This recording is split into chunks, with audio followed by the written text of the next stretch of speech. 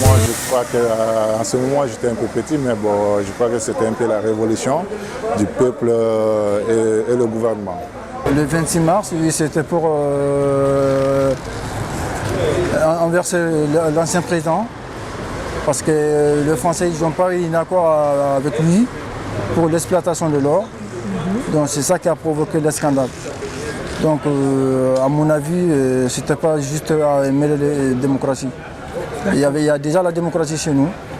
Parce que déjà entre la population on se côtoie. S'il y a un problème entre les familles et les voisins, on se côtoie, il n'y avait pas de souci. Donc moi déjà la démocratie ça signifie ça. 26 mars, muso de wulila ka wuli ka jɔ kɛ pour que Musa bɛ se ka bɔ pouvoir la sinon cɛw kun dɛsɛra yɛrɛ musow n'u denw u commencera ka marcher ka taa fo Kuluba non seulement an denw bɛ faga cogo min musow bɛ faga ten tɔ an y'an t'o la u yɛrɛ y'a dɔn ça va pas donc militaires sɔrɔla ka coup d'état k'a la. Nous ne sommes pas des partis politiques. Nous sommes un syndicat pour défendre nos droits.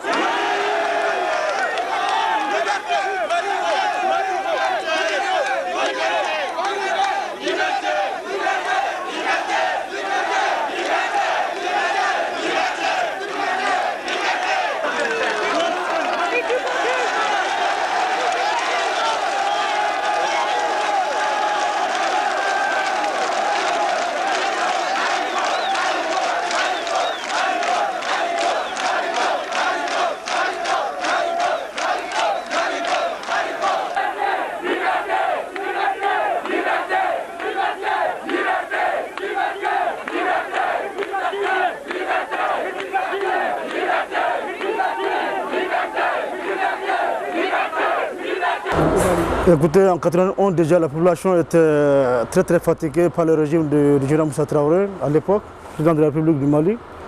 Il y avait une inégalité grandissante au sein de la population et que le niveau de vie de la société n'était pas aussi bon.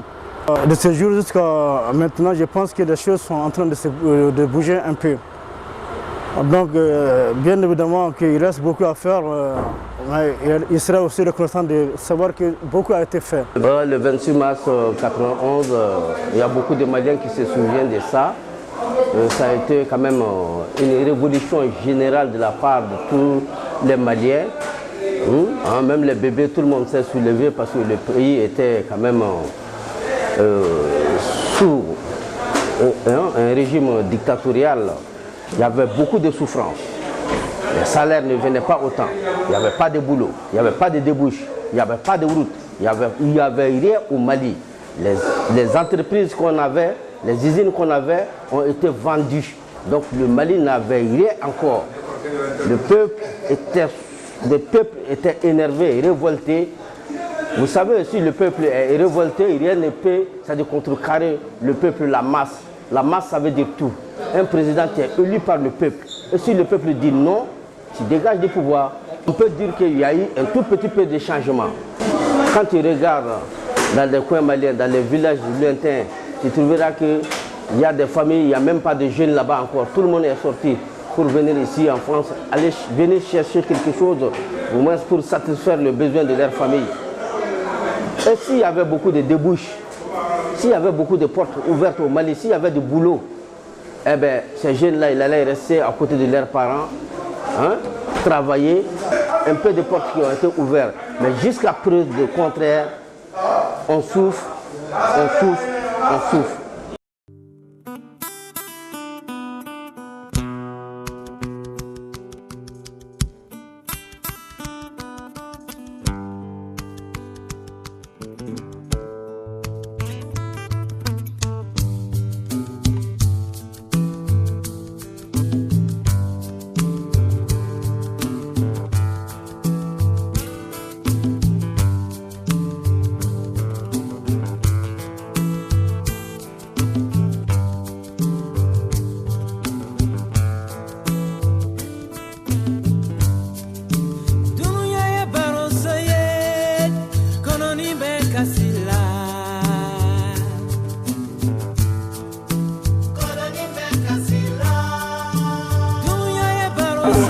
Le 26 mars à Bamako, il y avait eu une grande révolution là-bas qui a fait renverser le pouvoir du président Moussa Traoré.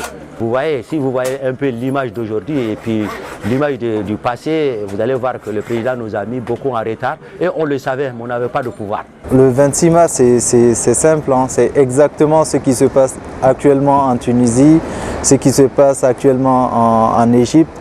C'est que la population en a marre de subir des violences, la population en a eu marre de subir la corruption, en a eu marre de vivre dans la misère tout simplement. Et c'est révolté et a demandé justice. La situation économique actuellement, c'est peut-être triste de le dire, mais ce n'est pas assez loin de ce qu'on a vécu avant le 26 mars. Parce qu'on a toujours une population qui ne cherche qu'à être nourrie, qui ne cherche qu'à se loger, une population qui ne cherche qu'à avoir accès aux soins de santé, les minimums, les soins de santé de base et qui malheureusement n'a pas accès à ça. On a une population qui subit la corruption tous les jours. On a une population qui au final n'est là que pour subir et permettre à certaines personnes, à certaines classes de s'enrichir sur leur dos. Vivre le 26 mars, faire mémoire du 26 mars, c'est aussi rendre hommage à tous ceux qui ont sacrifié leur vie, à tous ceux qui se sont battus corps et âme pour que nous vivions dans la sécurité que nous connaissons aujourd'hui. Cette révolution est l'aboutissement d'une prise de conscience collective. Mais cette révolution n'est pas venue du jour au lendemain, que les gens, un jour ils sont venus, ouais, on veut le changement, on veut juste changer de système politique. Mais c'est l'aboutissement d'une lutte de certaines personnes, même dans la clandestinité, qui ont toujours lutté contre ces régimes en place. Mais c'est les élèves et étudiants du Mali qui ont été le fer de lance de cette révolution. Quand il y a eu les événements et qu'il y a eu un changement de régime et qu'il y a eu le multipartisme, le peuple a chanté, tout le monde pensait qu'on était arrivé. C'était comme on a eu l'indépendance, on croyait que le pays allait avancer. Donc le pays avait commencé à avancer sous Modibo avec la création de beaucoup de sociétés et entreprises d'État. Et quand le coup d'État, avec la bénédiction de la France, le coup d'État de 1968 a renversé le régime de Modibo Keïta avec l'avènement du CMLN de Moussa Traoré, et le pays a commencé à régresser. On est resté pendant 23 ans de dictature, 23 ans d'immobilisme.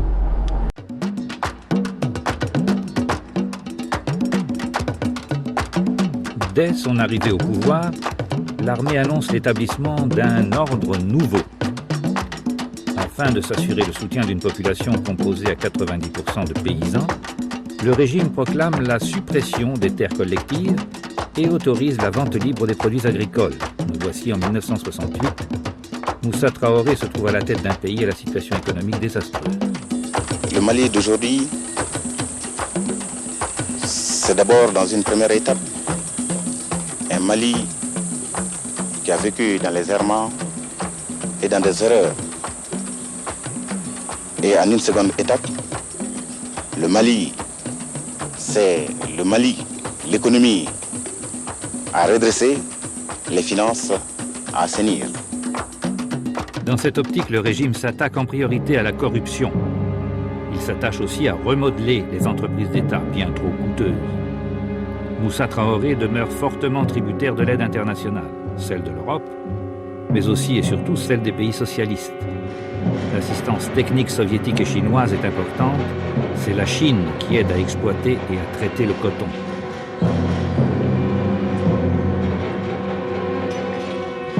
Mais l'œuvre de développement se heurte à des obstacles persistants.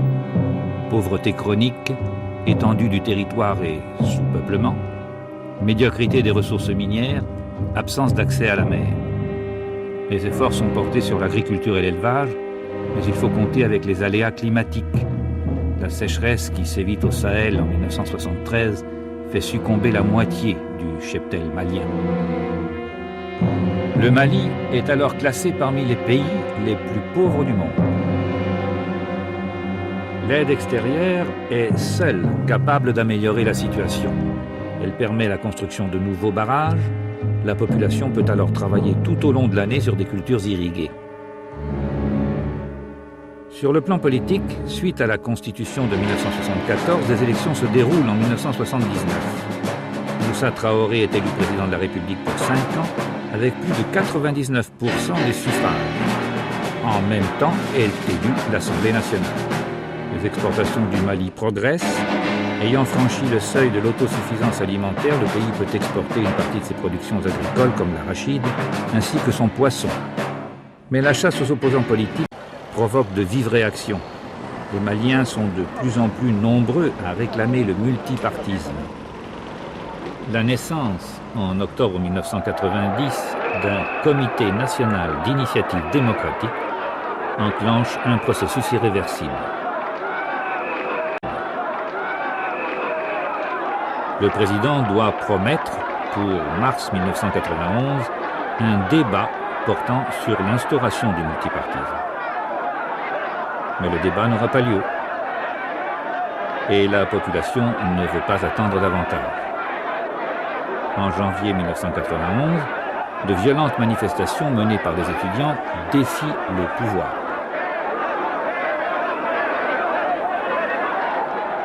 L'armée intervient, la répression est sanglante, les jeunes tiennent bon, ils continuent à descendre dans la rue pour obtenir enfin la démocratie. De 1991 en 2000, jusqu'à nos jours, c'est-à-dire en 2011, je dirais que le Mali n'a fait que régresser au niveau économique. Les paysans n'en parlent même pas, ils sont endettés jusqu'au cou. Les ouvriers, ils n'arrivent pas à s'en sortir. Les seules personnes qui peuvent un peu dire que ils essayent de joindre les deux bouts, c'est un peu les fonctionnaires. Même eux sont obligés d'être, la majeure partie, tout le monde fait du, comme on dit chez nous, de la corruption. Tout le monde est corrompu, presque. Je ne vais pas aller jusqu'à cette extrémité, c'est devenu un sport national au Mali. Je dirais à l'ensemble du peuple malien de sanctionner ces 20 ans de soi-disant démocratie, parce qu'on ne peut pas parler de démocratie sans véritablement parler de développement économique. Parce que la démocratie, c'est pour une bonne gouvernance, c'est pour un développement économique.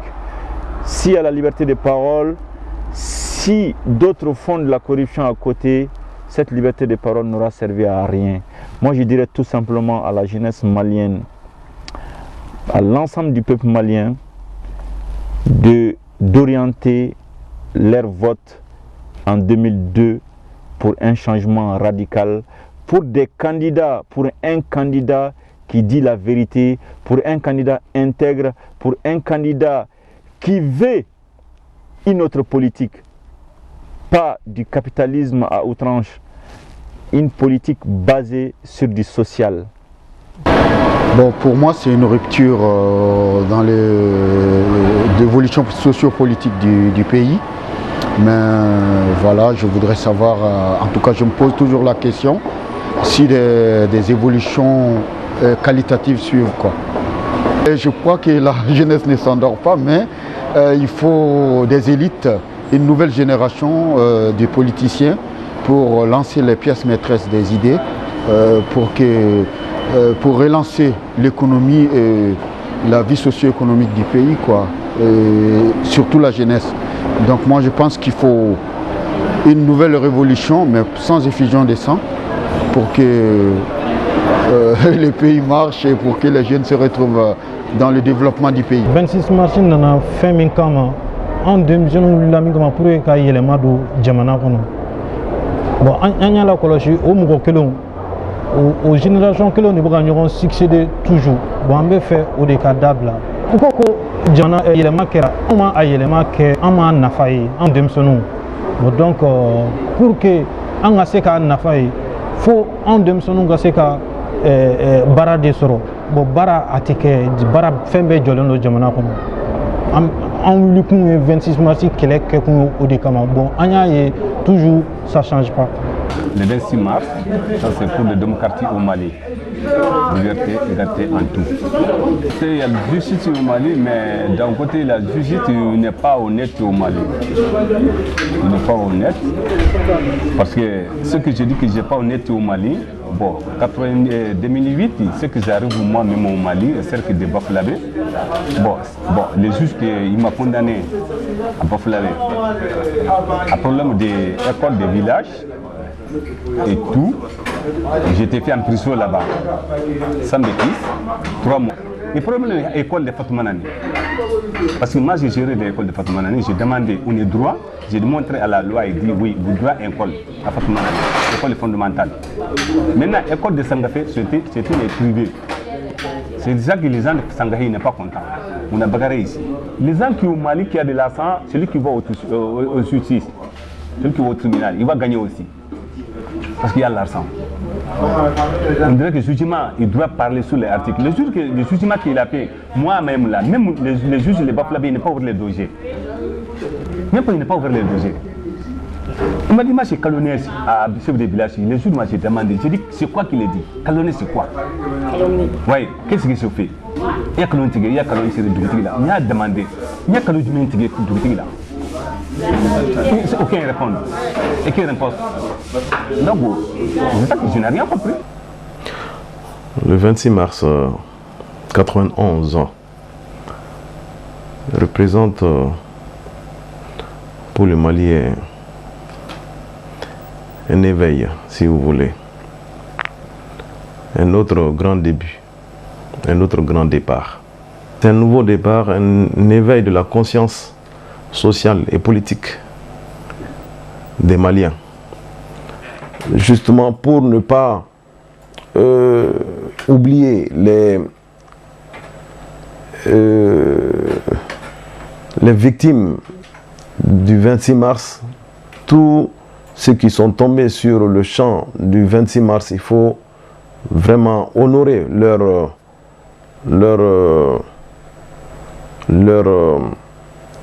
corps et leur esprit, n'est-ce pas, en continuant à réaliser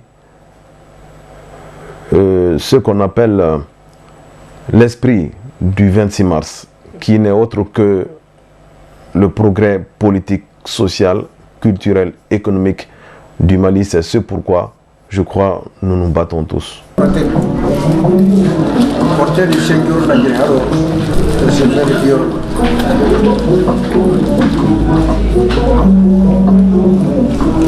Merci. Go.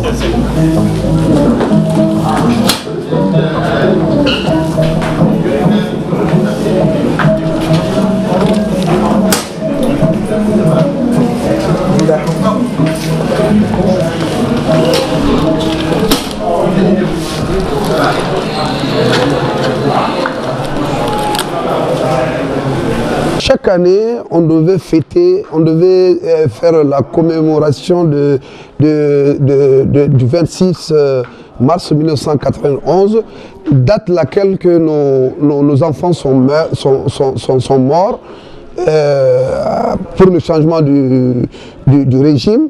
Donc c'est une date que nous ne devons jamais les oublier. Les Maliens se sont révoltés contre le régime dictatorial.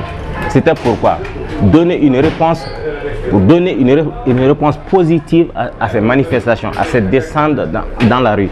Mais malheureusement, ça a donné une réponse que nous vivons aujourd'hui, une réponse à laquelle les Maliens ne s'attendaient pas, parce que ceux qui ont pris le pouvoir à l'époque, malheureusement, ne répondaient pas aux aspirations du peuple. Donc du coup, c'est devenu un clan. La révolution a été volée.